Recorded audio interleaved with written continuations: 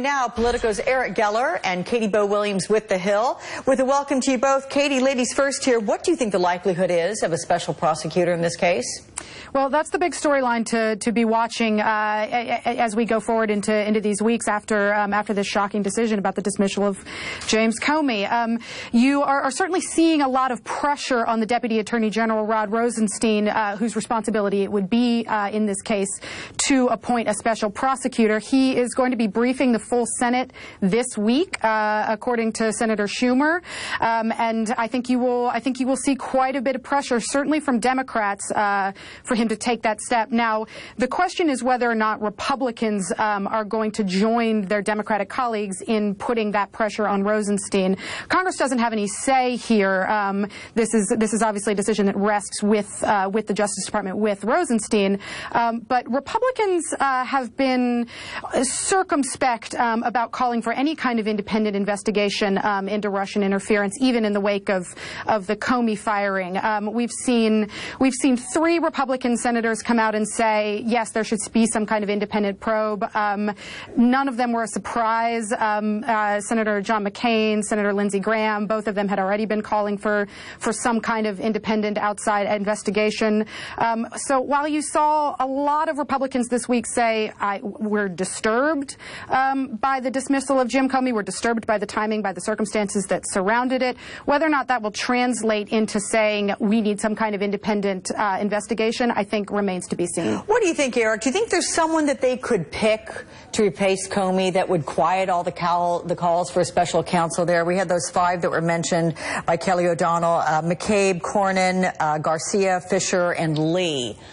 Are those any of those people that were they to replace James Comey, that the special counsel wouldn't necessarily be needed?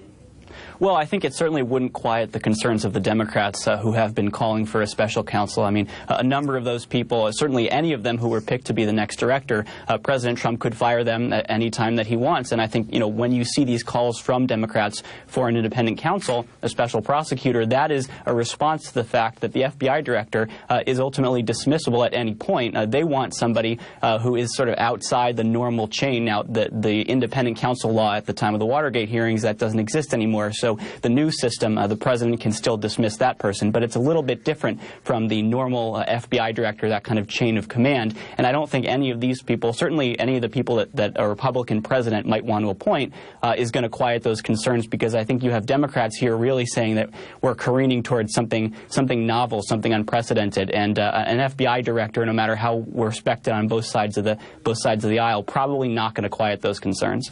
So I want to get into now the possible changes at the Communications Department at the White House. The president saying this to Fox's Janine Pirro. Take a listen.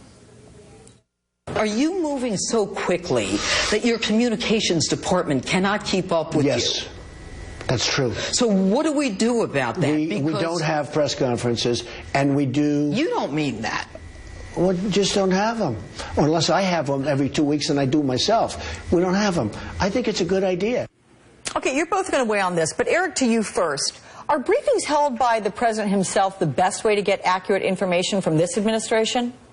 Well, I think talking to the president is certainly, as we've seen this past week, a lot more likely to get you the truth than talking to one of his spokespeople, because he can go out and say anything at any time, and it may have contradicted the official White House line of the previous few days. Now, that's not to say that what the president says is the truth, but it's certainly a more accurate reflection of what he is thinking and feeling and planning to do. And so, you know, you think back to that first press conference that he held himself after he was reportedly displeased with how his aides were defending him.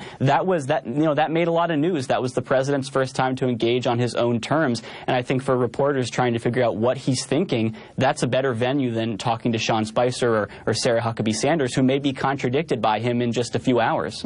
So, Katie, to Eric's point there, the credibility of this administration called into question. You had the White House press team. They were all working to get their story straight this past week. Got the Wall Street Journal also reporting about this. What do they need to do to restore it, their credibility, or can they? Well, I think it's interesting that you have seen the president come out and say, I'm just going to hold briefings myself every 2 weeks and talk directly to the media myself. I think that really fits in with his approach to media from the very beginning. I mean, there's a reason that you see this president use Twitter so intensely to communicate directly with the American public. There's a reason that that you see him do so many media interviews where he sort of tells his own side of the story. So I think there may be a growing sense in the White House that they got to just let this guy talk for himself, because at this point his aides are sort of struggling to either substantiate or to sort of know how to accurately represent what he's thinking or what he's feeling in a given moment. All right, The Hill's Katie Bo Williams, Politico's Eric Geller. Guys, thank you so much for joining me. Appreciate it. Thank you. Thanks. Illinois Senator Dick Durbin among the Democrats calling on Deputy Attorney General Rod Rosenstein to resign in the wake of James Comey's firing. We're going to ask